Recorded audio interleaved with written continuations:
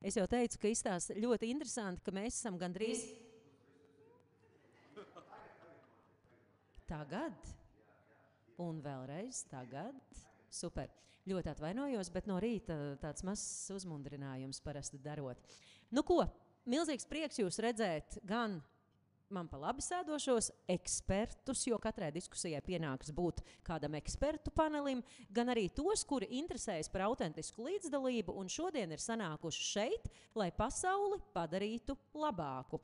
Jo jūs zinat, ka vienīgais līdzdalības mērķis un misija patiesībā ir kopā strādāt pie labākas pasaules.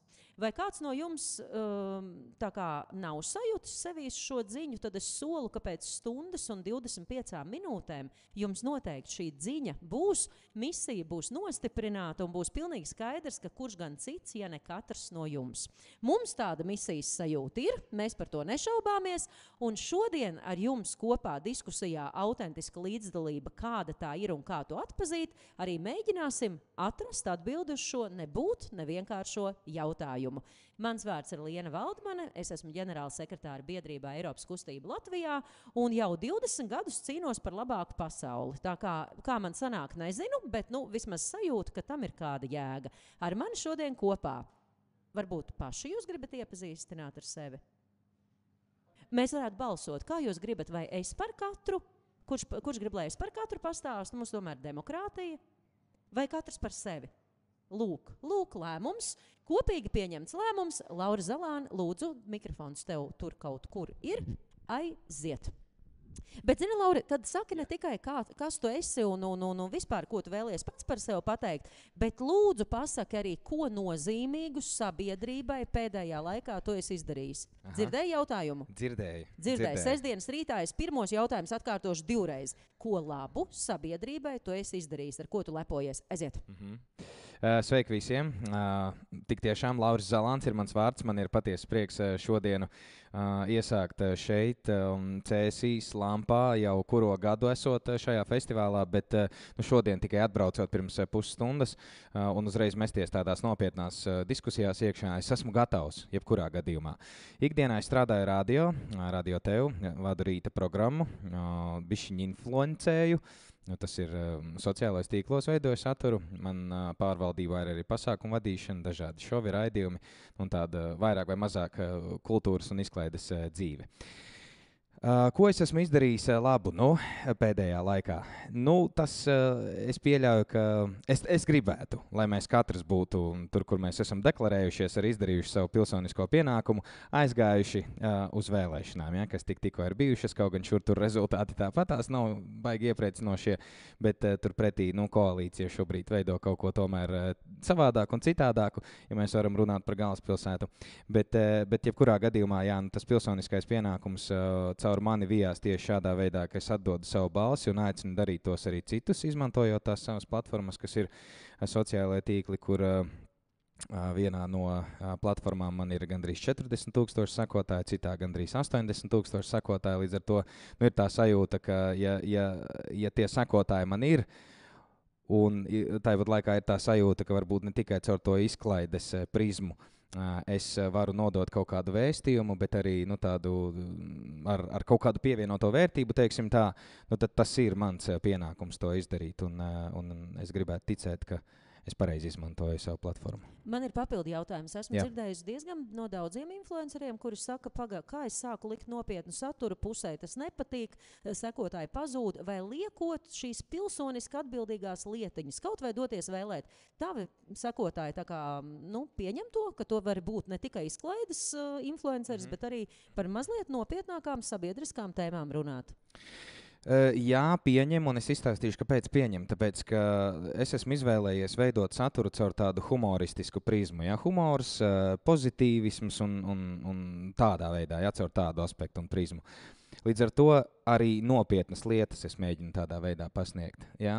Caur to, kaut vai, parodējot, ja, kādu no politiķiem. Ja, tādā veidā. Un tāpat laikā aicinot, ja vēlēt uzreiz, tur ir skaidrs, ko es ar to gribu pateikt, ko es varu ierakstīt aprakstā, ko es varu uzlikt virsū uz tā video, un visu uzreiz nolasa, ja, to situāciju, ka, šis nav labi, ja, teiksim, kaut vai pēdējie atgadījumi, kas tieši pirms šo Rīgas domas vēlēšanām bija redzami no Saeimas tribīnes, tad tas ir ļoti labs veids, kā tu vari noķert to situāciju un caur savu humoristisko prizmu arī atrādīt caur sociālajiem tīkliem. Tāds ir tas mans izvēlētais virziens. Un visiem uzreiz viss ir skaidrs, par ko ir runa, un ir jādara tieši pretēji, lai neatdotu balsi par tādu cilvēku, bet vismaz par kaut ko citu, lai netiek viņš, teiksim, konkrēti ievēlēts. Tā kā caur humoru es domāju, ka var izstāstīt principā jebkuru lietu. Vienalga, Super. cik nopietna vai nenopietna. Man liekas, es aizrunājos, piedošanu. Mēs varētu ļoti ilgi un gari runāt, un laiks jau mums ir daudz, bet šis ir tikai iepazīšanās aplis. Pareizi. Tu noteikti vēl varēsi tikt pie vārda. Un, zin kā, šis nav radio ēters, kurš tikai tev vienam jāizpild. Mēs tomēr te vairāki, vai ne? Labi, nākamai došu vārdu Andai Laķei. Lūdzu. Jā, paldies. Tāds briesmīgs jautājums. Man liekas, ka tāda sevišķi baigi lielā jēga no manis nav tādu lielo ieguldījumu. Es neredzu, ka es būtu kaut ko, jo es īstenībā ļoti egoistiski dzīvoju savu dzīvi. Man ir savas lietas, kas man ir ļoti, ļoti svarīgas. Tas ir, man šķiet, ka ir svarīgi iegūt tādas zināšanas, kas ir ticamas un uz kurām var balstīties, un es tāpēc savu dzīvi veltu pētniecībai.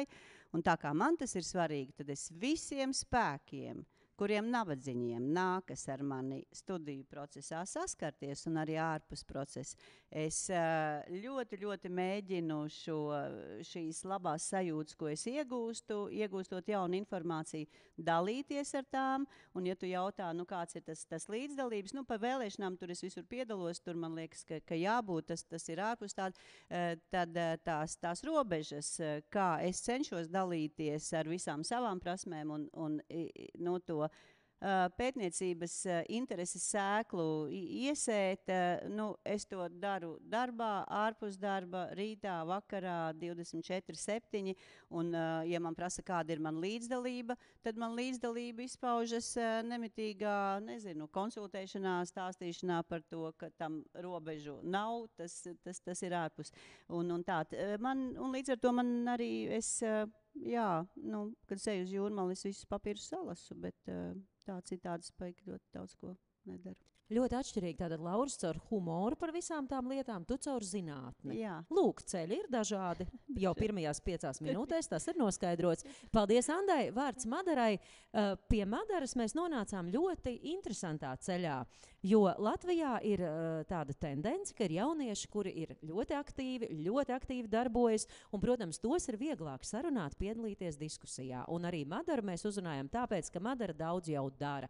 Madara nav no tiem jauniešiem, kas sēž un saka, nē, politika tas man par sarežģītu, līdzdalība, priekš kam man to darīt, par to neviens nemaksā, lai jau tās tantes pašas tur kaut kādas puķas stāda, ja viņām vajag. Madara tāda nav. Madara, lūdzu īsi par sevi un ko labu tu esi devusi pasaulē līdz šim. Jā, paldies, tāds ļoti plašs jēdziens par mani izplatīts, bet es teikšu, jā, paldies, ka tā pieminējāt. Jā, es teikšu godīgi, jā, man politika nebaida.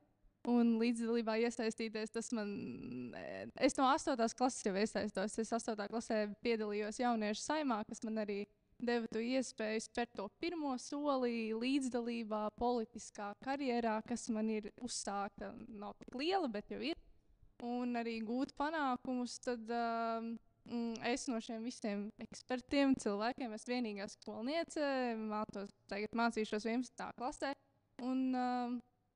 Man šķiet, es kā jaunietis, runājot, kā es izpaužu to līdzdalību, tas ir, kad es ar jauniešiem, ar saviem vienaudžiem, kuri arī iesaistās jauniešu saimā, kuri interesēs par politiku, mēs veicinam un attīstam to, kad popularizējam to, ka, hei, tas ir interesanti un tev ir, piemēram, kad mēs varēsim spērt to soli iet vēlēšanās, kad mēs jau esam jau 16-gadīgiem jauniešiem, 17-gadīgiem jauniešiem jau teikuši atceries, tas ir svarīgi, jo mēs vienaudži, kas darbojamies šādā līdzdalībā, mēs to veicinam un popularizējam, ka tā nav slikta lieta iesaistīties. Tas ir tieši labi, un mēs jau kā jaunieši runājam, kurš tad aizstās tos, tā teikt, politiķus, kas tagad sēž. Man ir uzreiz precizējošs jautājums. Vairākas aptaujas liecina, ka vecākiem pret līdzdalību ir ļoti divējāda sajūta. Daudzi ir teikuši saviem bērniem tā, tu teici no 8. klases, vai tu atceries, ko teica tavu vecāku brīdī, kad tu teici, paga matemātiku es mācīšos vēlāk. Tagad es uzsākšu darbību jauniešu domē, es tam veltīšu laiku, jo tiešām ir ļoti interesanti pieaugušie mīļie, tiešām to rāda aptaujas, ka mēs nevienmēr esam tādi atbalstoši tajā brīdī, jo mums šķiet, ka bērnam skolā ir jāmācās un jāfokusējas uz to galveno, un tā noteikti ir matemātika, nevis pilsoniskā līdzdalība. Kā bija tavā ģimenē?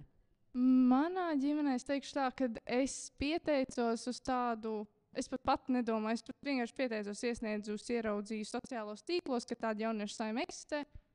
Ja pieteicos, es tikai paprasīju savai mammai, saviem vecākiem, vai parakstīsi vecāku atļauju, ka es varu tur iet braukt. Viņi arī neko man neizteica, kā tad politika ir kaut kas šausminošs un tā. Nē, tā kā. Varbūt viņi nezināja, ka man ir tik liela interese par to, un kad es varu iet un debatēt ar vecākiem cilvēkiem un ar politiķiem kaut ko, bet man neviens neatstādināja. Tad, kad es atbraucu mājās ar jaunām zināšanām, ar jauniem viedokļiem, tad man tikai pateica tā turpina. Super, tātad tev bija vecāku atbalsts. Fantastiski, paldies arī taviem vecākiem. Edgar, tavs stāsts, kāpēc pasaule ir labāka? Jā, paldies.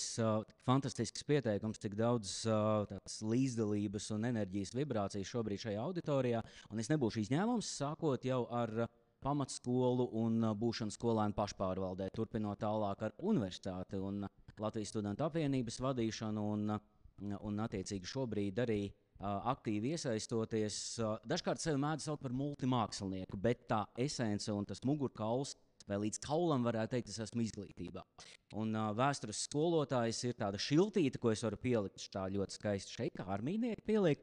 Un ar vēstures skolotāju tā ļoti īpaša tāda pedagogu grupa, vai varētu pateikt suga, jo skatieties, katrs sarkanā datuma akmens un ugunskurs ir vēstures skolotāji, vai ne? Tad vēstures skolotājs aizved bērnus gan pie ugunskuriem, gan pie piemiņas akmeņiem, un tad stāsta šo stāstu. Līdz ar to man ir tādi 3 lielie pienesumi, tā varētu teikt. Pirmais ir, kā pēdējais būtu pieminot karu Ukrainā, miera vēstules. Tas bija ļoti emocionāls piedzīvojums pašam sev. Attiecīgi būt par vēstures skolotāju, stāstot šo ļoti sarežģīto stāstu, kur tas tika rādīts visās skolās Latvijā.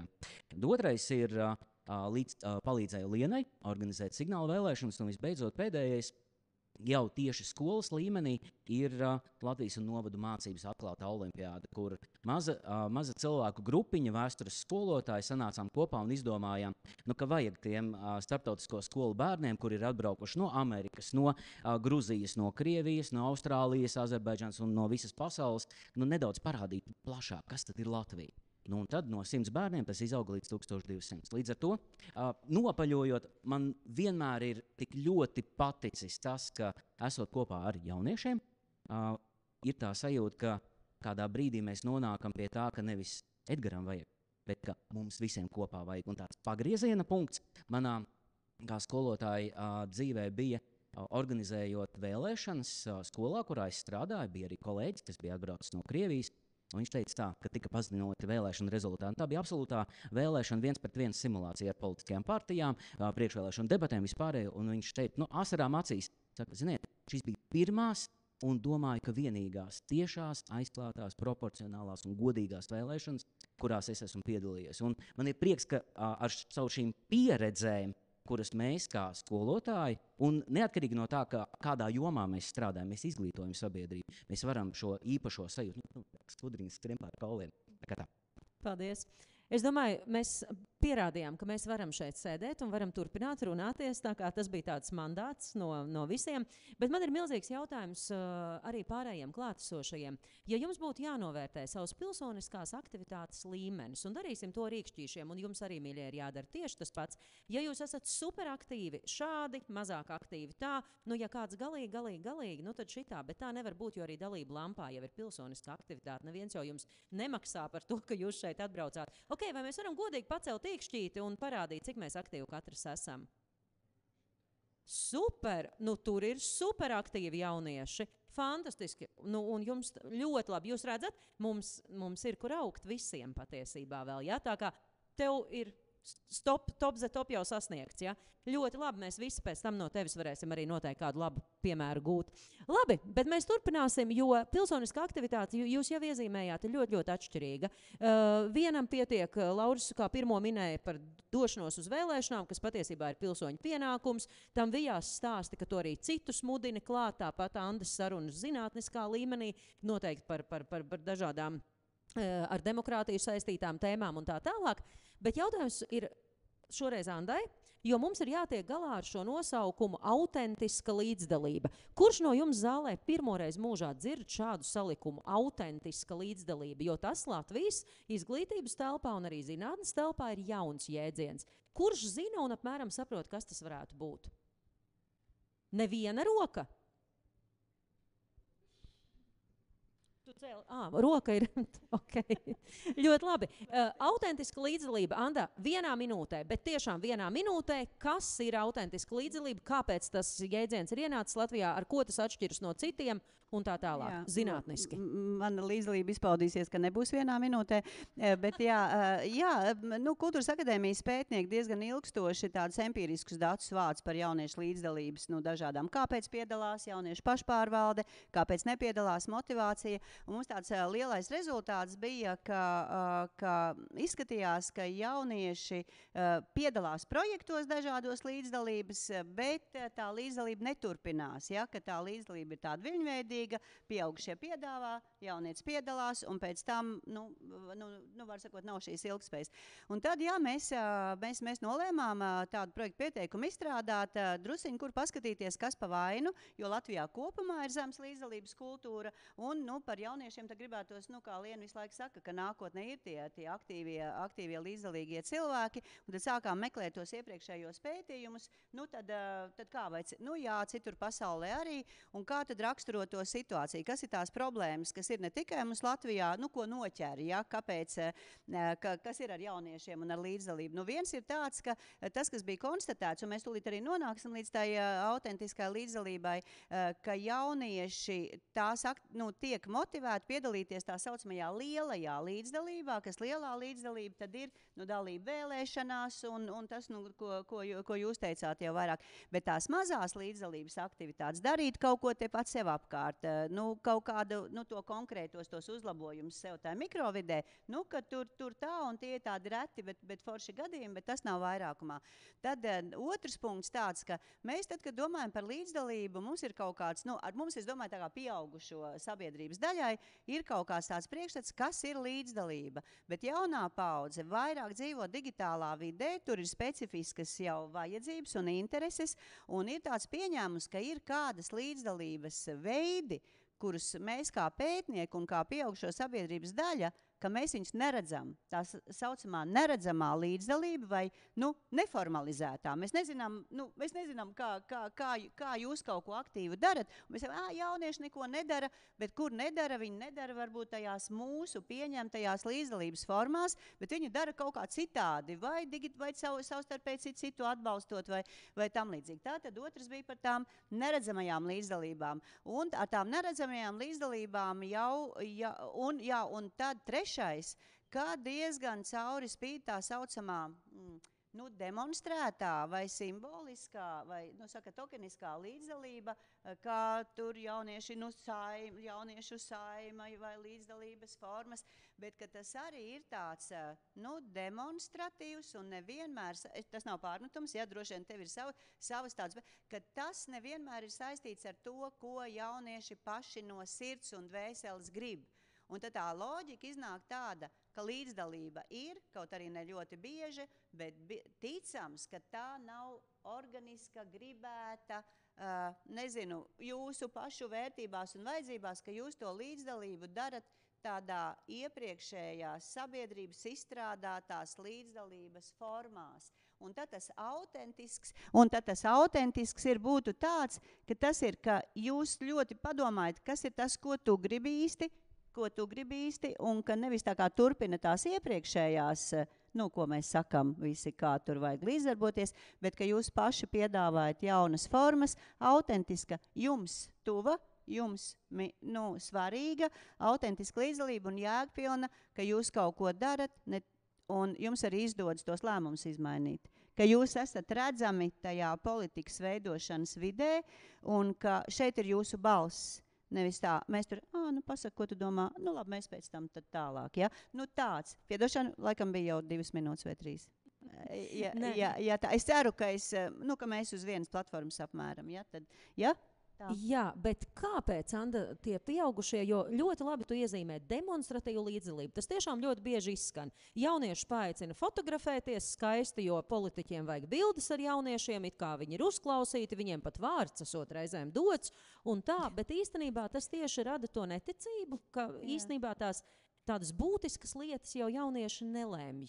Kāpēc tā ir? Kurš varbūt grib paskaidrot? Varbūt arī Madara no savas puses, vai tu esi tā jutusies kādreiz kā dekorācija? Nevis, ka tu dari to, kā Anda minēja, ko tu tiešām gribi darīt un kā tu to gribi darīt. Es varu ātri, un tad Madariņa, protams, jo man liekas, ka tomēr mēs esam ļoti hierarhiska un neredzami autoritāra sabiedrība. Mums ir diezgan stipri koncentrēta vara, un tāpat kā mums daudziem ir tikai dekoratīva loma, lēmumu pieņemšana arī pieaugušajiem, ja, jo tā ir tāda caurvīja. Tāpat arī tiek eksploatēti cilvēki, kas iesaistās procesos, un es varbūt pārāk strikti, bet tas ir, ka tas varas hierarhijas ir diezgan stipri tā kā norobežotas un tā, bet Madariņa izstāstīs savu pieredzi.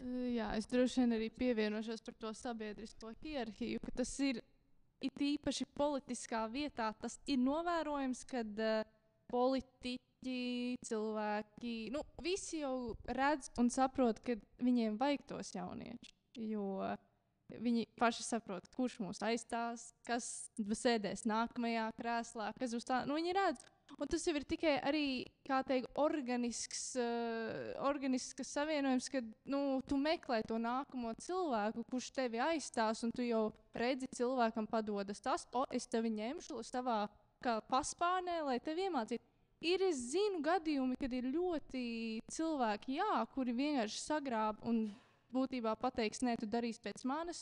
Tā ir tāda sliktā vara, jo tu vienkārši uzspied tam cilvēkam, tam jaunietim, es esmu arī to novērojusi jauniešu saimā, kad cilvēki parunājies, un tu redz, ka cilvēks to negrib, bet viņš ir tikai dēļ vārda vai tikai dēļ tā, bet ir arī cilvēki un politiķi, kuri ir ļoti uzklausoši, kad viņi tev pamācīs, viņi tev ar tevi kontaktēsies ikdienā, lai paprasītu, kā tev iet, piemēram, kā tev veicas šeit, kā vispār, piemēram, es nāku no Valmieras, pajautā, kā jums Valmierā, un tā ir ļoti labi piemēri arī, kas parāda, ka viņi interesējas ne tikai par to, ka tu esi jaunietis, bet arī, kas ir tālāk ar tevi, ka tu vari pēc tam jau virzēties augšup, ka tu vari pamācot tevi, palīdzot, nesīs man labi, nesīs viņiem labi un nesīs arī sabiedrībai labu. Tas nozīmē, ka būtu jāizceļ šie labie piemēri un jāmudina arī pārējos mainīties, pieaugušos politiķus un tā tālāk. Jā. Tā ir tā demokrātijas kultūra, kuru kopā mēs varam stiprināt, lai tā hierarhijas sajūta mazinātos, ko Anda minēja. Edgar, tu esi strādājis skolā, tu šobrīd vadi Jūrmālas izglītības pārvaldi, tu esi augstā amatā, tā teikt. Ko nāk pie tevis tie 16, 17 gadīgie, tu zini, varbūt viņi nepratīs, varbūt netiks galā. Kā tu panāc, ka tu viņiem uzticies? Kā tu spēj to balsi iedot? Un vai tu spēj patiesībā? Jā, šis ir ļoti sarežģīts jautājums. Sākšu ar pieredzi, ko pats guvu gadus 10 atpakaļ, sarunājoties ar vēstures skolotājiem. Mēs diskutējām par to, kādu mēs vēstures skolotāju grupiņā izvirzīsim konkrētā gada mērķi. Un tad nonācām pie tā, ka tā būs autentiska vēstures mācīšanās pieredze.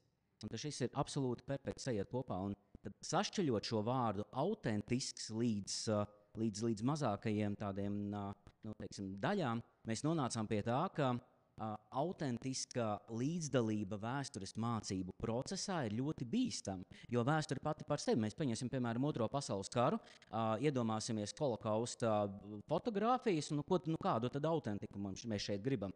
Mēs gribam uz kaut kādām koncentrācijas nometnēm tā tālāk, vai arī Versaļas pilī blakus tādam atvainojos, bet ne ļoti smaržīgam podiņam apsēsties. Tā kā šis ir ļoti tāds fundamentāls jautājums, bet attiecībā par balss došanu jauniešiem, man šeit ir lielās bažas un bailes no pieaugušajiem, ka tiks notrigerēta vai apšaubīta viņu autoritāte. Tātad bailes no tā, ka kāds var uzdot tādu jautājumu, uz kuru nebūs atbildes. Pirmkārt, otrkārt, vara pati par sevi ir ļoti izolēta no sabiedrības. Un, jo izolētāk, jo līdz ar to veidojas tāda ciešā un slēgtā grupa. Un jo ciešāka un slēgtāka grupa, līdz ar to rodas vairāk jautājumu, bažas. Un šī vara, teiksim, cilvēku kopa, kuriem ir tiesības pieņemt lēmumus, lai gan mēs esam devuši tiesības, esam iebalsojuši gan pašvaldību vēlēšanās, gan arī Saeimas vēlēšanās, Eiropas parlamenta vēlēšanās. Bet šķiet nesasniedzami. Ar mani viss ir kārtībā. Jaunieši 16-gadīgie, visi, kas ir auditorijā un viss šeit gan Lampā, gan arī Jūrmalā, nāciet, runāsim, darīsim, bet viens nav darītājs. Un šeit ir runa par tādu kopu ar cilvēkiem, kuri dala šīs vienotās vērtības, kā Madara minēja. Un vienlaicīgi, manuprāt, ir ļoti svarīgi, ka politiķi ne tikai savas personīgās intereses un visu cieņu, bet draugu būšanas, kur mans čomiņš, un tad mums vajadzētu tomēr šo pozīciju saglabāt, un ko mēs viņos klausīsimies. Ja šai paradigmai mēs tiksim pāri, tad mēs nonāksim bērnu autiņos demokrātijas kultūrai, kā Liena to nosauc. Super, ļoti labs piemērs. Mana drausmīgākā pieredze laikam bija no kādas izglītības iestādes, es ātri izstāstīšu, kur direktori bija uztrauksies, ka jaunieši nav pārāk aktīvi. Un mani kā tādu tableti, kura tagad atbrauks un visu atrisinās. Un jaunieši tātad izstrādāja idejas, un viņi gribēja kaut ko ļoti vienkāršu. Viņi gribēja puķu podziņus uz palodzēm, jo skola ir nemājīga.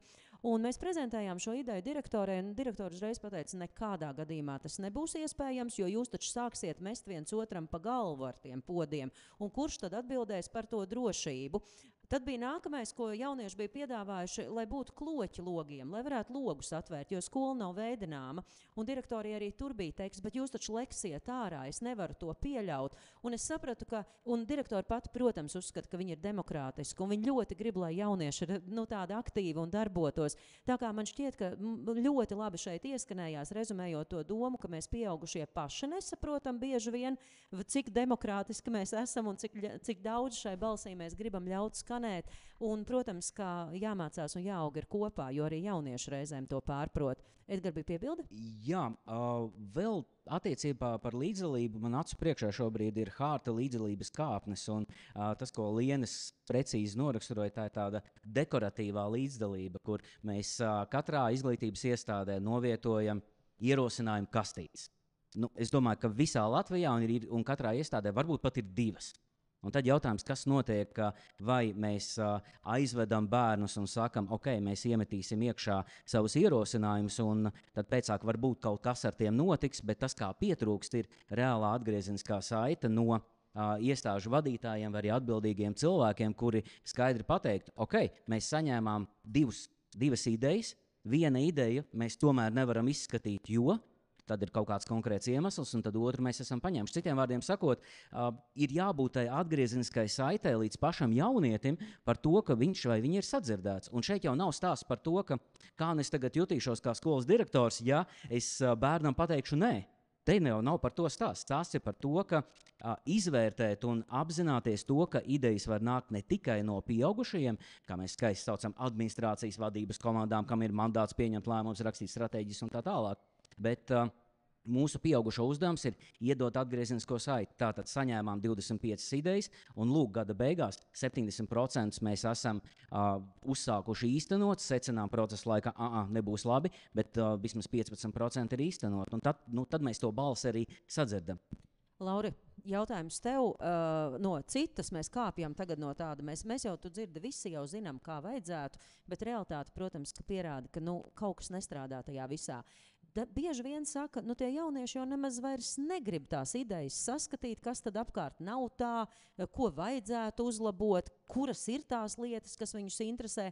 Tu ikdienā influencē jauniešus. Tu teici 40,000 sekotāji. Kas interesē jauniešus šobrīd? Vai tiešām ir tā, ka viņi negrib dzīvot labākā pasaulē, vai tieši pretēji viņi grib dzīvot, bet mēs pieaugušie kaut ko neļaujam? Kas notiek? Labs jautājums. Pirmkārt, noteikti ir jāsaprot, ka visus jauniešus vienā katlā nevar salikt. Ja? Katrs mēs esam bišķiņ citādāks, ja? Katram tās intereses noteikti ir citādākas. Un caur tiem sociālajiem tīkliem arī tu diezgan labi vari tvert to, kas kurai varbūt tur kaut kādai kategorijai, arī runājot, kas ir puišiem, kas ir meitenēm vairāk. Tur diezgan daudz ir atšķirības. Bet tas, ko es noteikti novēroju, ir sekojoša lieta. Un tas ir interesanti. Tāpēc, tu smaidi, šis būs kaut kas traks, es jau jūtu. Nē, nevis traks, bet vienādi sakot, rodas citreiz tāda sajūta, ka šobrīd pasaulē visa kā ir tik daudz, ka tu tajā jau esi apjucis. Nevis tā, ka tev nav iespēja un ko lai es tagad daru šeit, bet ka tā ir jau, tā vide ir tik ļoti piesātināta ar visu kaut ko, ka tu īsti nevari saprast, ko tad tev īsti paņemt, kurā mirklī, kurā vietā, vai es to visu varu paspēt, Un tas ir tas, kas ļoti mulsina jauniešus un no kā viņi šobrīd apjūg. Vēl jau vairāk, ja tu neesi varbūt tāds cilvēks, kas pats tiešām iet un meklē un roku un tā, kuram vajag kaut kādu grūdienu mazliet, kuram vajag kaut kādu pamudinājumu un nav blakus tie īstie cilvēki, tad lūk, tas ir tas moments, kad viņi ir apjukuši. Bet noteikti nav tā, ka viņiem nekas neinteresē. Viņiem pat ļoti daudz kas interesē. Es tikko atbraucu no 2 nedēļu nometnes, kur man bija jāstrādā kopā ar jauniešiem, kas ir no 13 līdz 17 gadus jauni.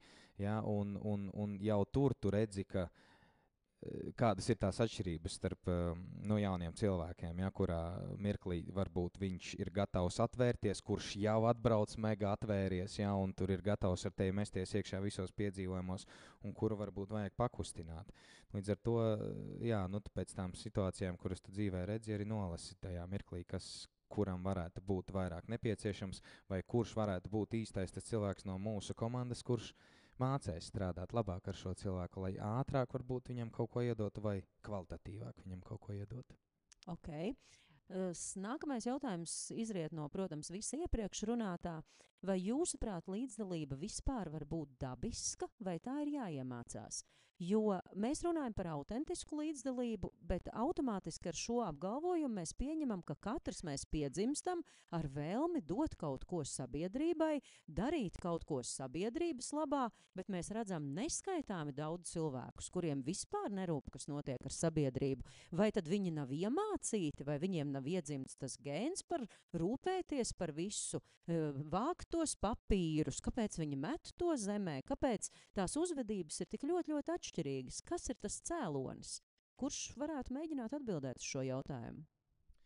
Es pavisam ātri ieskicēšu pirms došu vārdu kolēģiem. Un tas tīri tā no manas pieredzes arī un no manas prizmas skatoties. Es nāku no tādas vides un varbūt no tādas ģimenes, kas, neteiksim, ka ir bijuši vienmēr tur super pilsoniski aktīvi un kas ir man mācījuši jau tur no bērna kājas, kā būt cilvēkam, kurš šajā te līdzdalībā kaut kādu spēr savu soli iekšā.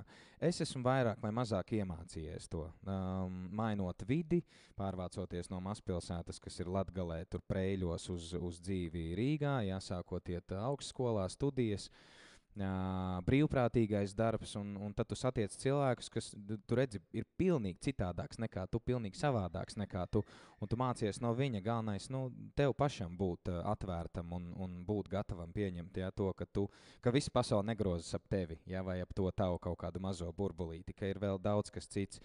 Līdz ar to, manā gadījumā tas ir bijis vairāk vai mazāk tā, ka es to esmu iemācījies, ja tā to var teikt, vai ieraudzījis tur, kur ir bijusi iespēja pabūt ārpus šī sava iepriekš izveidotā burbuļa. Un kurš bija tas pirmais moments, kad tu noticēji, ka tu vari kaut kādas lietas mainīt? Ja jau tu iemācījies, tātad tas notika diezgan apzināti. Tu kaut ko darīji, un kad tu noticēji, es varu? Manā gadījumā tas bija brīvprātīgais darbs. es sāku darboties tādā organizācijā Ghetto Games, nosaukums, kas ir par un ap aktīvo dzīvesveidu, sports. Ja? Un šis sports tiek apaudzēts arī ar visādām izklaides lietiņām, kultūras un vienādi sakot, vēl plašāk tas sporta kategorija tiek pavērta ne tikai, ka tu daudzi bumbu, ja, bet tur ir vēl kaut kas tajā visā paslēpts iekšā. Un tur bija tiešām fantastiski cilvēki apkārt, kas bija kā mentori, un tāpat laikā redzot, ka mana vecuma jaunieši nāk un arī līdzdarbojas, ja, tur šajā te lietā, jo es nekad dzīvē nebūtu iedomājies, ka es darīšu brīvprātīgo darbu. Lai kāds man pateiktu, ka es tagad, ja par neko iešu kaut kam citam kaut ko darīt, nu aizmirstiet, es labāk, nezinu, sēdēšu tur štābiņu kaut kur taisīšu meža vidū, ja. Bet nē, šī te vide man parādīja pilnīgi citu kaut ko, un ka no tā tu gūsti varbūt nevis materiālo, ja, šo ieguvumu, bet pats priekš sevis gan kaut kādu tādu dvēselisku apmierinājumu, ja, un beigās pēc kaut kāda varbūt ilgāka perioda, noticot, ja, ka šis uz kaut kurieni ved, arī tā pašam priekš sevis mentāli, ja, ne tikai tiešām par materiālu ziņu. Un beigās tas viss arī aizved līdz tam materiālam kaut kādā veidā, ja, līdz materiālajam iegūmam. Vajadzēja tev sabojāt, bija tik ļoti skaists tas Nē, ievads, es vienkārši saku, ka tas... Es vienmēr esmu vēlējies darboties šajā te izklaides un kultūras vidē. Kādā veidā nav bijusi ne mazākā nojausma, ja, kā tur tik tai pašā radio strādāt. Bet ejot patiešo uz radio, ja, kad tu, nezinu, aizsūti CV uz turieni, un tev beigās pasaka, ka tu neesi derīgs šai vietai tikai tā iemesla dēļ, ka tev ir latgaliešu akcents, un tevi salauž, ja, tajā mirklī, un tad tu sāc darīt pilnīgi kaut ko citu caur brīvprātīgo darbu un apēj tādu 360 grādu apli un nonāc pie radio, kur tev viņi paši pieklāvē uz pleca un saka, nāc, darbojies pie mums. Tas ir drusciņ prātam neatverami, un ar to es tā kā dīloju jauniešu valodā sakot katru dienu. Super, droši, jā. Jā, es pieķeršos tam, ko tu sākumā teici par to, ka jaunieši visi nav vienādi un ka dažādi. Jā, man liekas, ka tas arī ir viena no tādām lielām lietām, kāpēc grūti arī tā, es nezinu, kaut kā strateģiski plānot kaut kādas līdzdalības aktivitātes, jo man liekas, ka iepriekšējās sabiedrībās tā kā skaidrāk bija redzams. Tie nabadzīgie, tie bagātie, tie laukos, tie pilsētā, tie tie jaunie, tie vecie, un tad, jo līdzdalība prasa sadarbību, meklēt ar ko kopā, ar ko kopā izdarīt, un tad arī tā kā ātrāk iet. Un tad, ja mēs tādās lielās grupās tur sadalāmies, tad mēs tur sameklējam, ejam kopā demonstrācijās un tur risinām lietas. Bet mūsdienu sabiedrībā, man liekas, mēs esam ļoti, ļoti dažādi, ne tikai, ko tu minēji, ka jaunieši visus nevar. Un tad, man liekas, tas veids, ja tev līdzdalībā vajag tādu to ekosistēmas vidi, kas tev palīdz atrast to veidu, kā piedalīties, ko atrast, to atrad jauniešu saima un kaut kas. Tas kļūst, man liekas, ar vien grūtāk, tāpēc, ka mēs tā burbuļu sabiedrība un tam līdzīgi. Un tas arī tāds ir, ka, man liekas, ka grūti ieraudzīt to savējos. It kā mēs esam visur tīklos kopā, bet man liekas, ka tur pēc kaut kāda cita principa mēs apvienojamies.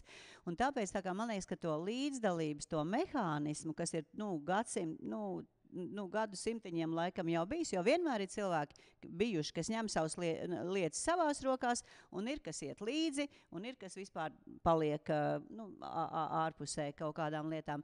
Un tad, lai ņemtu lietas savās rokās, kā es teicu, tad atrast tos, kas ir tie manējie, kas tev būtu palīdzējuši, teiksim, nevis tādā lobby nozīmē, bet ieraudzīt savu vietu, ja, kaut kur sevi mēdījos.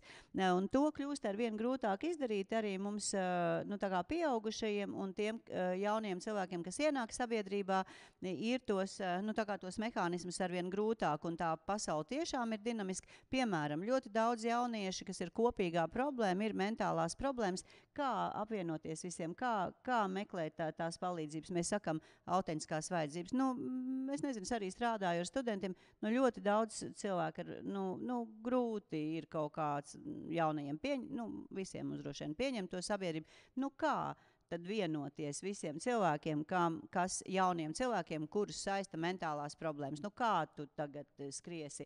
Man ir slikti, man ir veģetatīvā distonija, kur jūs visi pārējie risināsim. Nu, tāds radikāls varbūt piemērs, ja? Bet man liekas, ka ir ļoti grūti tos savējos ieraudzīt, un tev, piemēram, kas ir, tu skaidri zināji, tev ir, bet, nu, lai tu kaut ko darītu arī, tad, kuri manējie, kurus interesē tas, kas, un tā, nu, kaut kur jau var, nu, teiksim, sekojot kādiem līderiem, sociālajos tīklos ieraudzīt tos savējos, bet vai tur ir tas arī darīšanas gēns iekšā, vai tur ir tikai laikošanas gēns, ļoti grūti pateikt, un varbūt arī sociālie tīkli mūs tā kā uz to simbolisko līdzdalību, ka es tur, nu, pasmaidu vai kaut ko ierakstu, ko tālāk, nu, kur jūs esat visi, ja? Nu, tas, man liekas, šis ļoti labi, ka nu, nav jau vienādi, ka visus tā, nu, savāksim, darīsim visi reizē, jo katram mēs ļoti atšķirīgi šobrīd esam. Atšķirīgāk noteikti, kā ir bijušas citas sabiedrības, tādas, man liekas, nu, sadalās visi lielās grupās. Paldies, Anda. Jā, ir veidot arī sociāli eksperimenti, kas tiešām apliecina, ja influenceris mudina, kuras bikses man pirkt šīs vai šīs, tur 1000 uzreiz atbild. Jā. Līdz ko ir jāiegulda laiks, lai atbildētu vai sniegtu kādu bikses. Jā, nu, vai jāizdara kaut kas, tad, protams, ka līdzdalības koeficients krītās. Bet man ir jautājums tev, paturpinot šo sarunu, tātad, nu, tavs profils ir skaidrs. Tu esi aktīva, tu darbojies, tu dzīvo savā, nu, arī varētu teikt burbulī, kur arī citi ir tādi, bet noteikti tu esi redzējis arī savādākus jauniešus. Tos, kuri negrib iesaistīties, tos, kuriem nerūp, ko darīt, kā tu runā ar viņiem?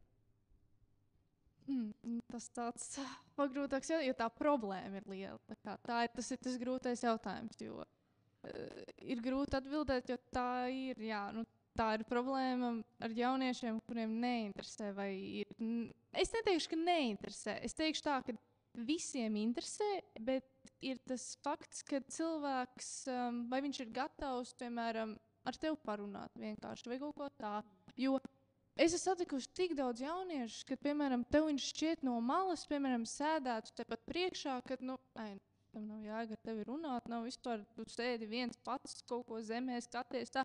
Bet, ja tu pienāc, man šeit ir tā atslēga, ir, ka tu pamēģini, ka tu aiziesi un, piemēram, pateiksi čau. Kaut vai tu pateiksi, kāpēc tu šeit esi atnācis, kas tevi interesē. Ja tu sāc runāt par tematu, viņi paši atverās, jo es esmu arī savā klasē novērojis, piemēram, kad manā klasē es esmu, tā teikt, aktīvākā, man ir, un, piemēram, tu noskaties, nu, mēs esam ziņas vērojam katru dienu, ziņas mainās, ir katru dienu notikumi mainās, kā arī mainās, prezidenti mainās, un tu pienāc uz skolā, un tev šķiet, vai es tikai vienīgā esmu to uztvērusi, bet tev pienāksies tur, pateiks, tu redzēji, kas tas ir? Tad, jā, un viņi paprasīs tavu viedokli, jo tu zini, ka viņiem dziļi interesē tas.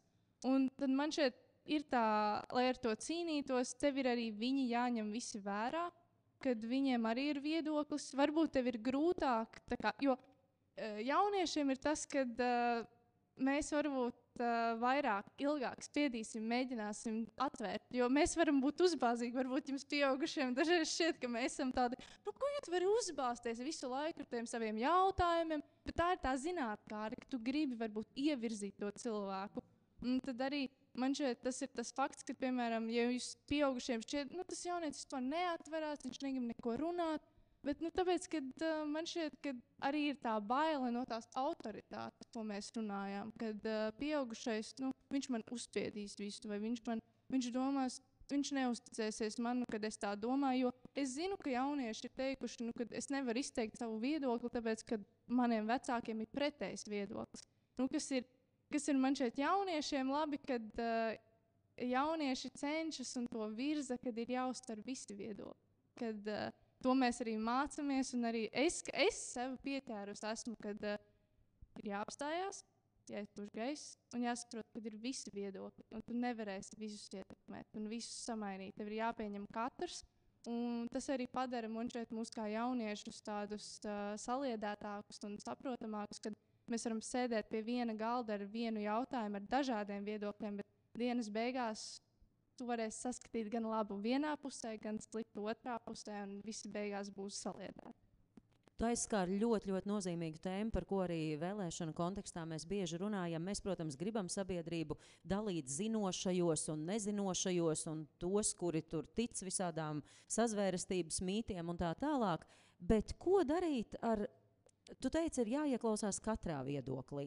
Pieaugušie, nes kāpēc arī izglītības jomā domā, ka jaunietim sākumā ir jāizprot, kā darbojas demokrātija, kas tad ir tie jēdzieni, kas ir svarīgs šajos procesos. Tātad jāiegūst kādas zināšanas, tad ir jāiegūst prasmes līdzdarboties, lai saprastu, par ko atbild direktors, par ko atbild pašvaldības vadītājs un tā tālāk. Tātad mēs gribam uzskatīt, ka mums ir jāiedod kaut kādas, tas pamats, bāze, un tad tālāk tā līdzdalība jau būtu tāda apzināta, jēgpilna, sabiedrībai arī daudz vairāk noderīga un tā tālāk. Tu teici, katram ir jāļauj tā kā runāt.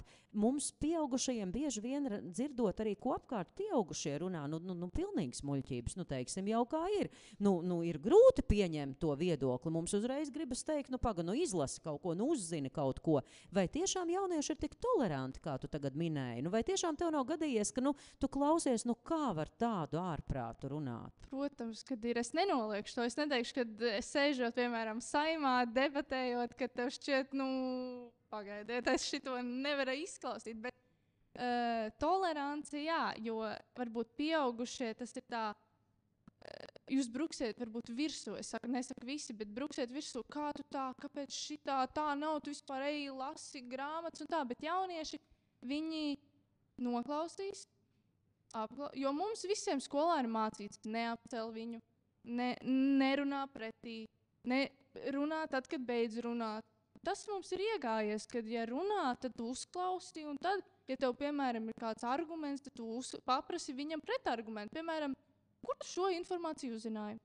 Un tad cilvēks pats var saprast, kad viņš ir kaut ko neuzzinājis vai kaut kur aizķēries, jo tā nav mūsu vieta vai mūsu, tā teikt, jā, mēs varam pamācīt, mēs varam pateikt, apskaties šo vietu varbūt vai tā, bet tā nav mūsu vieta kādam aizskart un pateikt, tas nav pareizi, jo varbūt to, ko es runāju, tas arī var būt nepareizi no jūsu viedokļiem. Jā, bet vai tiešām tad ļoti koncentrējot to jautājumu, vai jaunietim, lai līdzdarbotos, vajag tās zināšanas, prasmes, vai tiešām arī bez tā visa var iztikt? Vai var iztikt nesaprotot, par ko atbild ministru kabinets un tā tālāk? Jo tas ir jautājums, par ko mēs ļoti daudz diskutējam izglītības jomā. Vai ir kaut kas jāzina, lai spētu līdzdarboties? Es domāju, ka atbilde būs ļoti elementāra, ka nē, tu vari arī nezināt, jo es, ņemot no pieredzes, kā es saimā aiziet, tu aizbrauc uz saimu 100 jaunieši. Kāds būs dabūjis valsts novada olimpiādē pirmo vietu, viņš visu zina, tādi cilvēki daudz ir. Bet ir atbraucis cilvēks, kurš vienkārši ir izlasījis, ka kaut kas ir tā kā, ir pamēģināt. Viņi pamēģina, viņi sāk saprast, kas tas vairāk ir. Viņi sāk lasīt vairāk par to. Jā, tur nāk tās zināšanas, bet arī cilvēki, kuri nezina, viņi pamēģina, un arī, kā jau runājat, arī nometnēs, kur saka, ir kāds atvērtāks, kāds neatvērtāks, un viņiem pamēģinot to, viņi vai nu saprot, šis nav man, es labāk pamēģināju, un es varu doties atpakaļ mājās.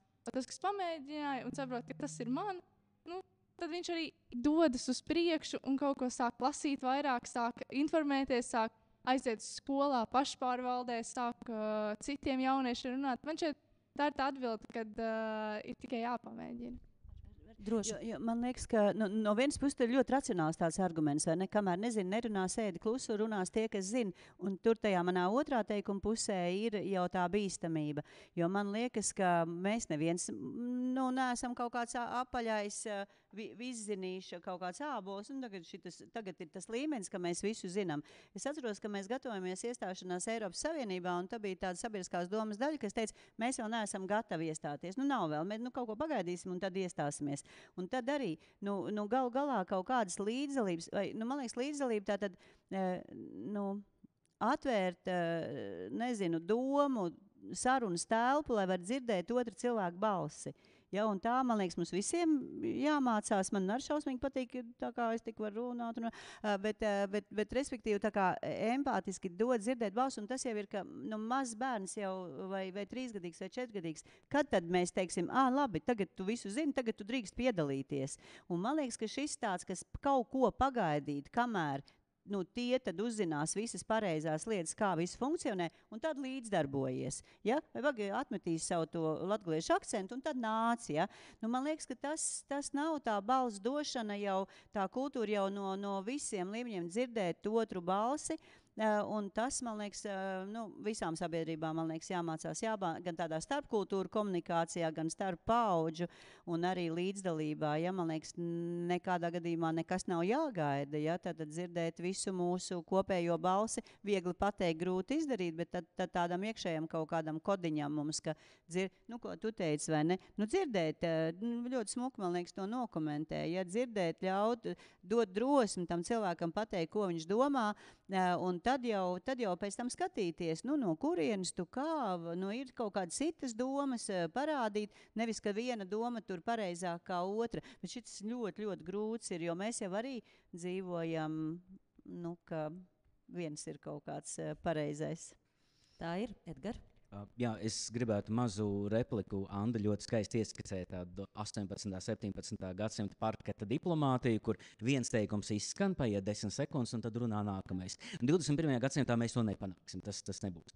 Pirmais, otrais, ja tā absolūti godīgi, vai katram cilvēkam ir jādod iespēja runāt un runāt vienlaicīgi ar citiem, noteikti ne, pasargdies. Ja, tieši tādēļ mēs izvēlam cilvēkus, kuri ir viedokļu līderi, kuri ir spējīgi tos burtus, kas pārtop vārdus, kas pārtop teikumos, sastrukturēt loģiskā domā, un tad attiecīgi tālāk jau izveidot kādas domu kopas, kas atbilst tādai vai citai ideoloģijai. Bet tas, par ko es esmu daudz domājis, ir, vai līdzdalība pati par sevi ir dabīga, atbilde, manuprāt, ir ne. Tas nav dabīgi. Cilvēkam ir dabīgi būt līdzās ar citiem, bet tas nenozīmē, ka cilvēks ir atbildīgs par kopējā rezultāta sasniegšanu. Cilvēki var būt kopā vienā telpā, bet tās lomas var būt dažādas. Politikas teorija saka to, ka ir tādi cilvēki, kuriem patīk uzņemties varu, tātad tie, kuri grib valdīt, un tad ir tādi, kuri grib, lai viņus pārvalda. Malā stāvētāji šajā gadījumā nav.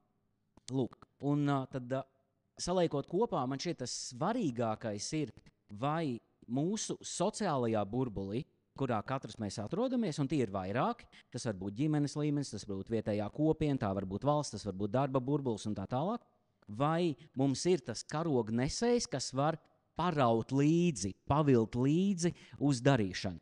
Un šeit lielisks piemērs ir man audzināmā klase savulaik, kad strādāju skolā, bija viens puisis, kas ļoti aktīvi nodarbojās ar koku stādīšanu. Tas bija absolūtākais viņa hobijs. Es jautāju, no kurienes tev tas? Viņš teica, es izlasīju, man ļoti patika, un aiziet. Un līdz ar to, ar šo aktivitāti, viņš tādu iedomātu karogu pacēla, ka tas ir svarīgi, un viņam bija sekotāji. Bet kas ir ļoti svarīgi, ir paskatīties pār plecam tam karognesējiem, vai tie sekotāji ir.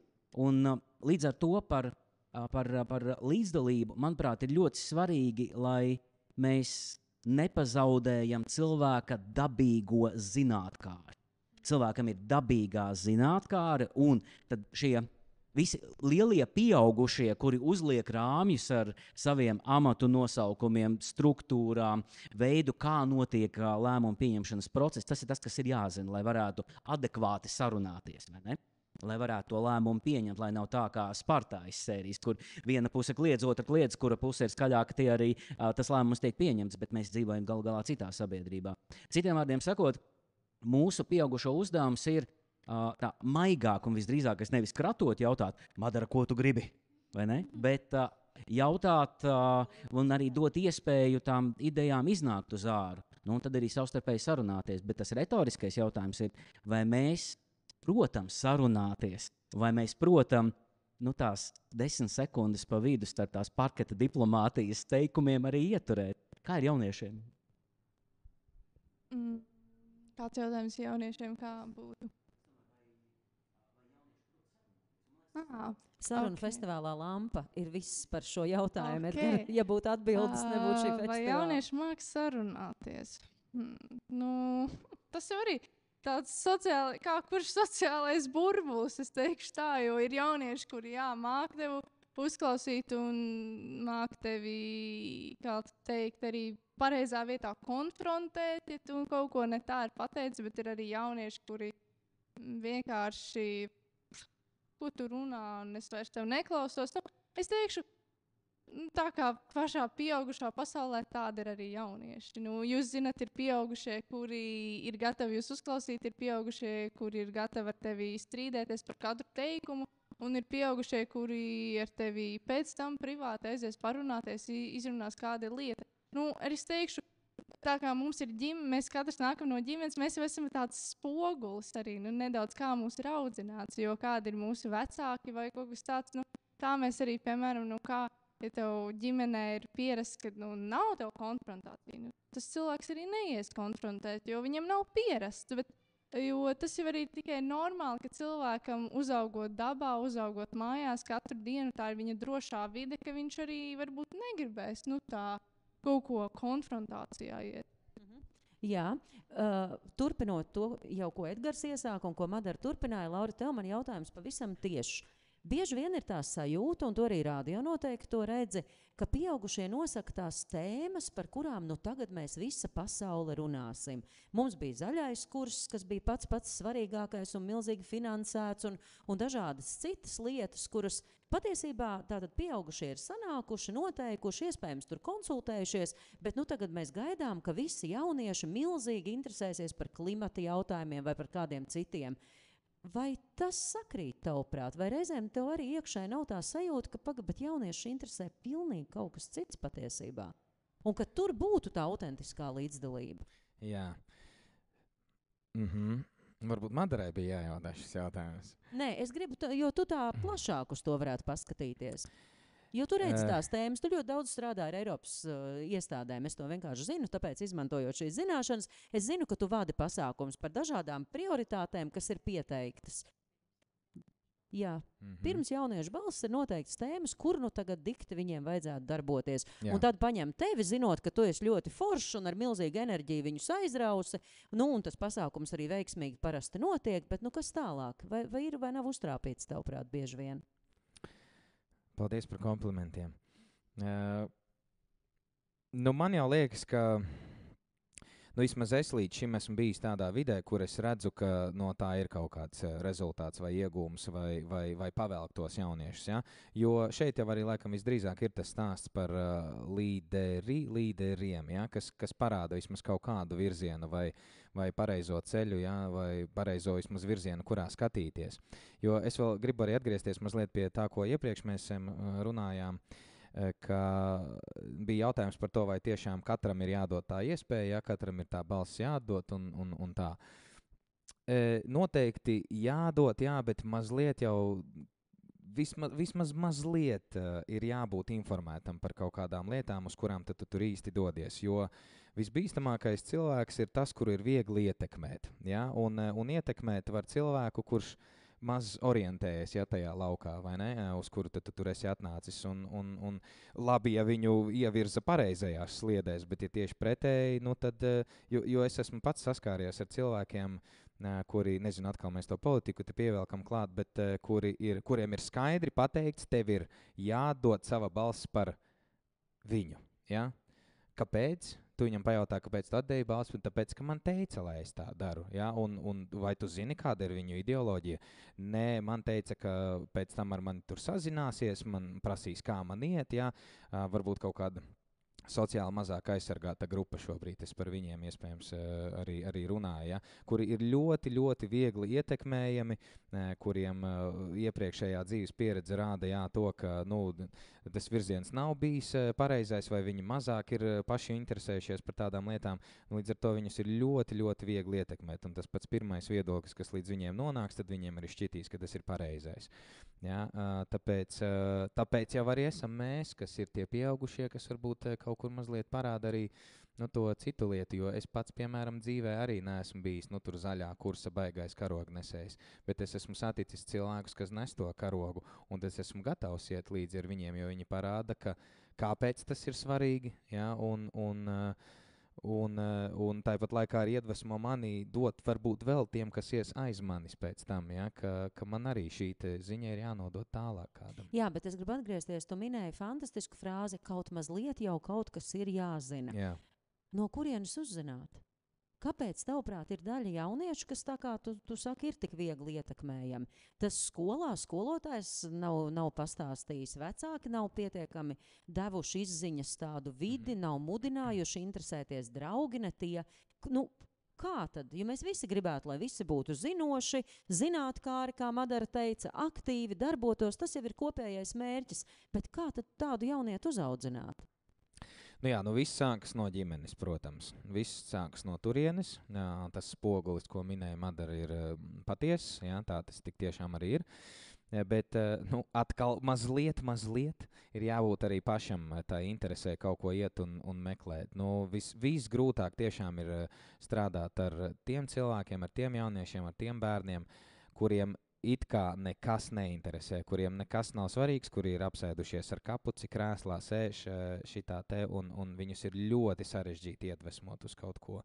Tāpēc mazliet ir jābūt tam dzinulītim iekšā, ja, ka tu pats arī gribi kaut ko uzzināt.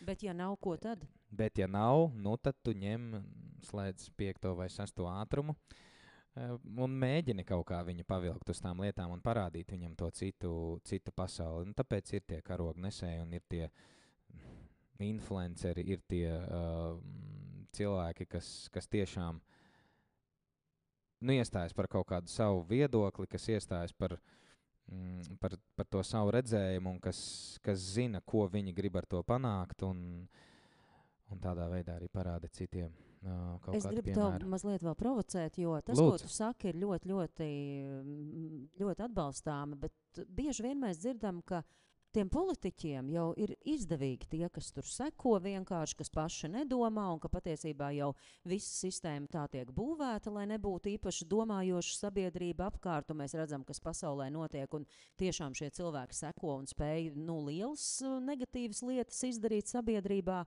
Kā tavuprāt ir?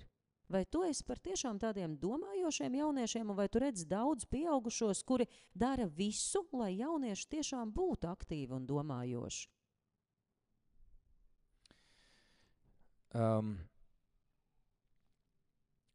Cilvēkus ir viegli ietekmēt tajā momentā, kad, teiksim, atkal to pašu karognesēju mēs kaut kādu paņemam, un viņš visu pasniedz caur negatīvo prizmu. Ja? Kad viņš sāk stāstīt, cik visi ir slikti, ja? Cik viss ir slikti, vajag mainīt šito, vajag mainīt to, bet galu galā ar kaut kādu tādu pamatotu iespējamu rezultātu viņš pats klajā nenāk. Ja? Viņš tikai stāsta, cik visi apkārt esošie ir slikti, ja? ka šī atkal politikā skatoties, ja valdība ir jānomaina, un tā, bet pats ar kaut kādu piedāvājumu klajā īsti nenāk. Ja? Un cilvēks, ja varbūt viņš ir gājis kaut kādiem tiem, iespējams arī pats savā dzīvē sliktākiem dzīves posmiem un periodiem cauri, tad viņam tā arī šķiet, ja, ka viņš runā taisnību, tā tik tiešām arī ir. Un šeit jau arī ir tas tieši stāsts, ko es minēju iepriekš, ka šādi mazāk informēti varbūt cilvēki ir daudz vieglāk ietekmējami tieši uz to virzienu, kas gala rezultātā varētu būt ne visai pozitīvu rezultātu nesošs. Jā, tāpēc, jā. Bet vai tu piekrīti, ka šiem politiķiem arī nerūp, ka tieši šie politiķi, nesauksim vārdos, dara visu, lai viņiem vienkārši sekotu? Viņiem ir vienalga, ko tas jaunietis zina, nezina, viņam vajag to sekotāju. Iespējams, jā, iespējams. Viņu gadījumā man liekas, ka vienkārši strādā kvantitātes jautājums kaut kāds. Jā, okay. Jā. Paldies, Anda, gribu papildināt? Jā, paldies. Arī pilnīgi pievienojoties tam, ka politiķim ir rūp elektorāts, bet arī nevar droši vien arī vispārināt. Un elektorāts tas jau nozīmē, jo vairāk, jo labāk. Ja, un tad, protams, kādus tos strateģiskos instrumentus katrā politiskā partija izvēlas, kuram pavisam jau kurš manipulē, kurš mēģina racionālāk un tā tālāk. Bet es vēl domās atgriežos pie tā, vai ir kaut kāda zināšana zināšanas līmenis, kad iestartēt līdzdalībā vai nav. Un tas, ko es gribēju tikai piekrīt tev, ka bez zināšanās balstīt lēmumu vienmēr ir, tā kā arī, nezinu, droši vien katra mūsu interesi labāk pārstāvoši, bet tas, ko es vienkārši domāju, ka mēs nevaram gaidīt, kad visiem būs kaut kāda universāla zinātības līmenis, un tagad iestartēsim līdzdalībā, ka tas ideālais, ko jūs sakat, bet to, man liekas, ir ļoti grūti sabiedrībās panākt, ka cilvēki ir ar to, zināt gribēšanas gēnu, bet tas arī pats par sevi nenotiek, un man liekas, ka mēs varētu sabiedrību atrast kaut kādu universālu stratēģiju, kā visos ieaudzināt to, ka tu ej un visiem ir kritiskā domāšana un visi paši grib uzzināt. Un tā, man liekas, ir tāda lielākā māksla, nekad diez vai būs, ka mēs visi sabiedrībā tādi būsim, ka būs tas, ka mums ir pašiem tas, es šobrīd nezinu, bet es eju virzos, es vācu informāciju un tā tālāk. Un man liekas, ar vien grūtāk paliek, jo katrai nākošai paudzei to zināt, gribēšanas gēnu ir kaut kādi citi paņēmieni, kā viņus, veicināt vai sildīt vai tam līdzīgi. Un tā ir tāda, mēs jau neesam nekad nomērījām, esam tagad tādi un uz mūžiem tādi paliekam. Tas, ka mēs šeit runājam mūsu sabiedrībā par tām lietām, ka ir vēstnieki, cilvēki, kas dažādās paudzēs, kas mudina to ej pats interesējies, tās ir sarunāšanās, tur diez vai ir tāda universāla recepte. Un vēl grūtāk to recepti atrast, ko es saku, jo mēs jau visu laiku esam turbulencē. Un kā tagad jau tiem, kas vēl mazākās klasēs iet, kā viņiem to, ka es pats gribu zināt. Tur tikai universāls ir tikai dot balsi, vienkārši zināt, kurš domā, radīt viņam to drosmi, izteikt savu domu, un tad jau var to dialogu tālāk risināt, ko tu ej tālāk, kā tu pat teici, kur tu no kurienes to uzzināji, varbūt citi domā citādāk. Man šķiet bīstam, man arī liekas, es strādāju, bet es jau arī baidos kaut kādā vecā salmu guba būt un domā ko tie jaunie atnāk un viņiem negribas sarunāties. Man arī kaut kā liekas, ka kādreiz studējošie arī auditorijā sēž, tā, un es tikai... Bet pasties apkārtā, visi ir atvērti, tur jau manējie ir, viņi jau zina, ka es saku, vai ne? Tā kā šitos tā esam, vai ne? Skatāmies acīs, domājam, jo tas, ko tu teici, man arī tik, ka tā kā sevī iekšā, es domāju, vai viņi baidās no manis, kā man kaut kā, es nevaru tagad palikt uzreiz jaunāk, un tā, ka lai man uzticās, vai ne, un noņemt sev to grādu, kaut ko, bet tik ļoti gribas sarunāties, un, ja mēs, tur ir dažādi iemesli, kāpēc mums, negribas to, vai ne, to acu kontaktu un to sarunu veidot, dialogu mācīties. Man ļoti patīk tava piebilde par to, ka visai sabiedrībai ir jābūt zinātkārai, jo tas, ar ko mēs, kā Eiropas kustība Latvijā, saskārāmies, īstenojot signālu vēlēšanas, ko Edgars jau minēja, bija ļoti liela neizpratne, ka politika ir kaut kas automātiski ir parteiskums. Un mēs bijām pārsteigti, cik ļoti daudz Latvijas pedagogu baidās runāt par vēlēšanām kā tādām, automātiski uzskatot, ka viņiem pārmetīs, ka viņi ir aģitējuši, ka viņi ir par kādu savu personīgo nostāju stāstījuši. Un, manuprāt, mums kā pieaugušajiem ir ļoti tāda dubulta morāla, jo kamēr jaunieši piedalās talkās vai kaut kādus veido pasākumus, tur viss ir kārtībā. Bet tajā brīdī, kad mēs sākam interesēties par to, kā valsts darbojas, kā tiek budžets dalīts un tā tālāk, tur mums uzreiz rodas bažas. Mēs tā kā no vienas puses jā, no otras atkal esam diezgan bažīgi par to. Bet tā kā mūsu diskusija tuvojas jau noslēgumam, es katram no jums lūkšu atbildēt uz ļoti vienkāršu jautājumu. Un nolasīšu un citēšu Latvija 2030 stratēģiju, jūs zināt, tas ir vadošais Latvijas attīstības dokuments, un tur pirmais teikums ir tieši šāds. 2030. gadā Latvija būs plaukstoša, aktīvu un atbildīgu pilsoņu valsts. Ik viens varēs justies drošs un piederīgs Latvijai, šeit katrs varēs īstenot savus mērķus. Atgādinu šos atslēgas vārdus, tātad plaukstoša, aktīvu un atbildīgu pilsoņu valsts. Šobrīd mēs cīnāmies par to, lai aiziet uz vēlēšanām vairāk kā 34% un tā tālāk. Mums ir atlikuši 4 gadi, 5. Kā panākt šo mērķi? Stratēģijas veidotāji to veidoja vēl pirms 8 gadiem. Tā tad jau tad bija doma, ka mēs varētu to sasniegt. Vai mēs esam tuvu vai tālu no tā, un kā to panākt? Jautājums patiesībā ir arī auditorijai. Ja kādam ir atbilde, mēs ļoti labprāt uzklausīsim. Tātad atbildīgu un aktīvu pilsoņu valsts. Edgar. Jā, un tad ir liela gabala pa zvirbuļiem, vai ne? Es domāju, ka pirmais solis ir valsts līmenī skaidrāk nodefinēt to, kāda ir izglītības prioritāte, ka izglītības pamatprincips ir ne tikai rosināt interesi par eksaktajām zinātnēm, precīzāk STEM, bet vienlīdz būtiska un svarīga ir pilsoniskās idejas caurvīšana visos mācību priekšmetos. Uz papīra tas ir? Jā, bet ne tādā formātā, lai tas aiziet līdz tantiņai Bauskā. Šis ļoti skaists apzīmējums, apzīmējot to, cik lielā mērā un vai sabiedrībā mēs zinām un saprotam, uz ko mēs virzamies. Manuprāt, ir ļoti svarīgi jau sākot ar pusotra gada vecumu pirmsskolā ļoti skaidri nodefinēt, ka būt līdzās nenozīmē tikai fiziski būt līdzās un būt līdzās stāvētājam, bet būt tādam, kas aktīvi iesaistās. Pedagoga loma, lai šo mērķi sasniegtu, ir radīt apstākļus, kur katram bērnam un katram pieaugušajam, kas strādā ar bērnu, ir iespēja izmēģināt vismaz vienu reizi tādu vai citu līdzdalības formu. Citiem vārdiem sakot, radīt apstākļus, kur ir vēlme to roku pacelt un teikt, jā, es piekrītu vai nē, es nepiekrītu. Līdz ar to es domāju, ka, un atstājot kolēģiem iespēju citus laukus skart, man ļoti mīļajā izglītības laukā, es domāju, ka pamats ir skolotāji un izglītības iestāžu vadības un arī politikas plānotāji izglītības laukā. Sākam ar to, ka skaidri nodefinējam, ka mums ir svarīga ne tikai STEM, bet mums ir svarīga arī pilsoniskā līdzdalība un vēstures izglītība, lai mēs saprastu, kādēļ mēs esam tādi, kādi esam un uz kurieni mēs ejam. Super, paldies, Madara.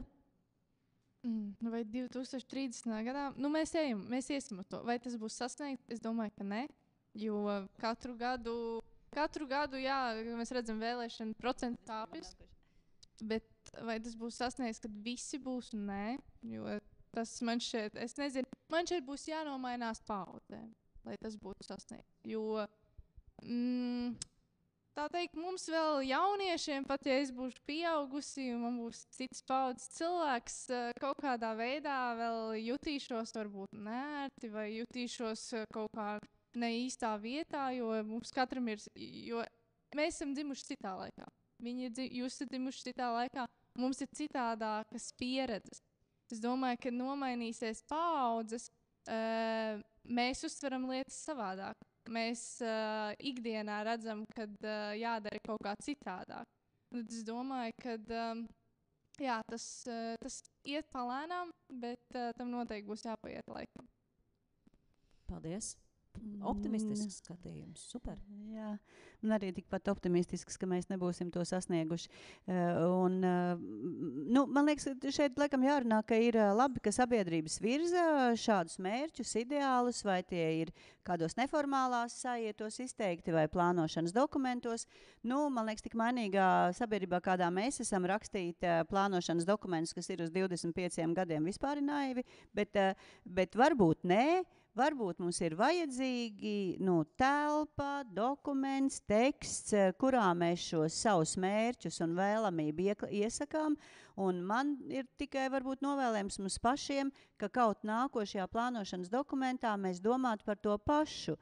Jo ja pirms tiem 25 gadiem mēs esam domājuši par to, ka mums ir svarīgi atbildīgi cilvēki, kas rūpējas par savu valsti, tad tas jau ir labs labs signāls, kaut arī tā bija maza grupa, kas to rakstīja, bet redz, tu atradi dokumentu, tu par to arī runā, un tā, man liekas, ka ir šādi dokumenti definē mūsu vērtības.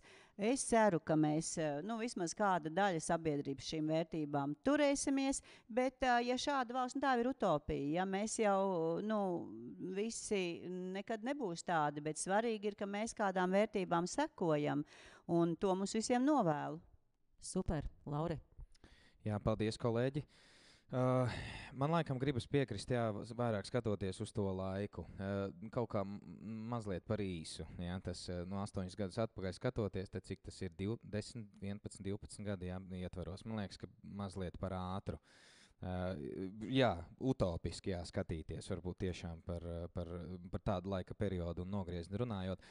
Bet es kaut kā gribētu ticēt, ka kaut kad tas notiks, un tieši jāpiekrīt Madaras tam laikam teiktajam, ka nomainoties vienkārši paaudzē, jo šobrīd lielākie bļauri, es neesmu dzirdējis nevienu jaunieti, kurš iestātos par to, ka viss ir slikti. Mēs vēl dzīvojam mazliet vienkārši tajā postpadomijas sajūtā, un kamēr mēs no tās atkratīsimies, kas prasa vienkārši laiku, tad tas arī notiks. Ja? Tas plāns tad būs mazliet reālāks. Un man jau šķiet, ka ar manu paudzi, kas ir 90. gadu bērni, viss ir principā sācies. Es pat gribu tā citreiz domāt, ka 90. gadu bērni ir tāda mazliet eksperimentālā paudze, tāpēc, ka ir sācies kaut kas jauns un vēl kas līdzi vecais. Un tad mums ir jāsaskaras un jāsadzīvo ar datoriem un mākslīgo intelektu un tām tehnoloģijām, un vēl ar veco lietu, ka īsti veči neraud. Ja? Tā, ka mēs esam tie, kas vēl principā šo te pārējais posmu arī ir iesākuši, un tā līkne ir augšupejoša. Vienkārši tam vajag laiku. Laiku, diemžēl mēs nevaram ne nopirkt, ne kaut kā iegūt savādāk, tas vienkārši pats iet. Ja mums šodien izdevās kādu pārliecināt, ka ir forši būt pilsoniski aktīvam, un es tiešām ceru, ka mēs nostiprinājām pārliecību un arī varbūt iedevām kādu dzirksti citiem, pēdējais katram jums es lūkšu pateikt recepti, kas jūsuprāt ir visefektīvākā. Tātad efektīvākā līdzdalības forma.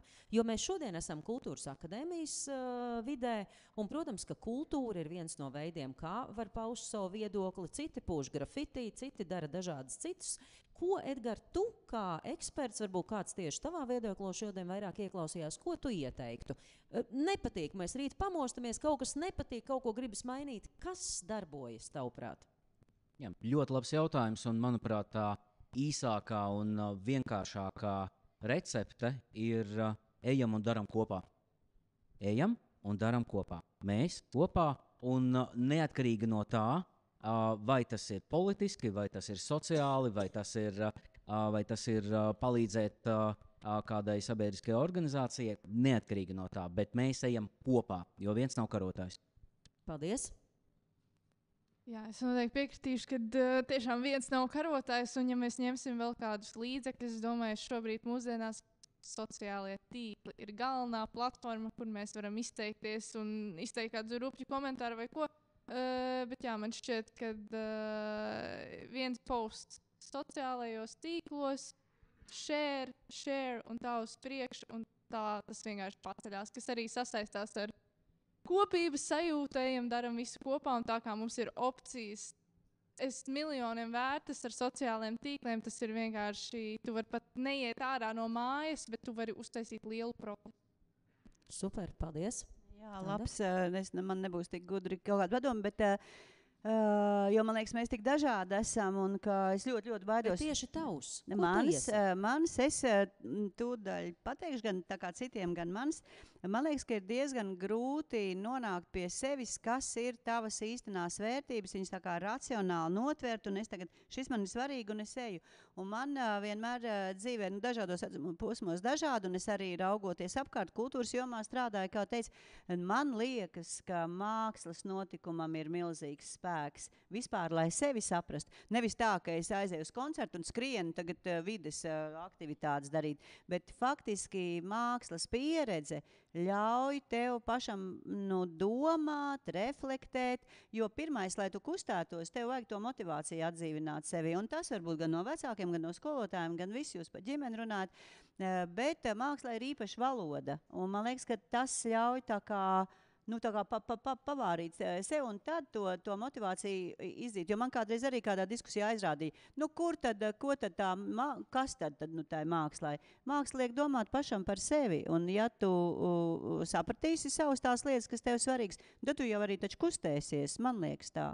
Super, paldies. Lauri, tava recepte pilsoniski aktīva. Kas darbojas mūsdienās? Ko tu iesaki? Pats uz savas ādas es arī esmu to pajūtis vairāk kārtīgi. Vienkārši iet un darīt. Ja? Tvert maksimāli daudz lietas, jo īpaši, kad tu esi jauns cilvēks. Ja? Kad tev nav atbildības pret, varbūt kaut kādu, nezinu, tu tur neesi vēl. Vienalga, lai kas tas būtu, ka tu neesi piesiets vēl. Jaunam cilvēkam ir opciju šobrīd tiešām tik daudz, ka ir jau grūti saprast, ko gribam, kā pašā sākumā runājām par to. Bet iet un mēģināt un darīt. Ja? Maksimāli daudz iespējams lietas. Un pieņemt arī to, ka viedokļi ir atšķirīgi un dažādi, ka mēs katrs esam dažāds. Ja? Un neuzspiest to vienu savu redzējumu, tad viss būs kārtībā. Paldies! Iet un darīt ir tie noslēguma vārdi, man liekas, kas vispār rezumē visu to, ko mēs šodien runājām. Es mudinu atcerēties par komiksiem šobrīd, un es ceru, ka jūs esat kaut ko ierakstījuši. Lūdzu, samainieties, pieiet pie tā cilvēka, ar kuru jūs vēlaties samainīties. Pasakat, ko jūs šodien sapratāt, par ko jūs padomājāt, un ja kāds grib nākt pie kāda no mums, arī to droši var darīt. Jūs varat ar savu komiksu nākt, jo jūs varbūt esat ierakstījuši tieši kādu tēzi no mūsu teiktā. Paldies visiem! Mums kopā izdosies Edgars, Madara, Anda, Lauris, Liene. Mēs darām, mēs zinām, ka arī jūs darāt, un ja mēs kopā darām, kā Madara šodien teica, tad tiešām rezultāts būs garantēts. Un es ceru, ka vismaz 2050. gadā, Lauri, jo tas jau laiks būs pagājis, Latvija būs aktīva un atbildīga pilsoņu valsts. Paldies ikvienam, lai jauks lampas turpinājums! Paldies!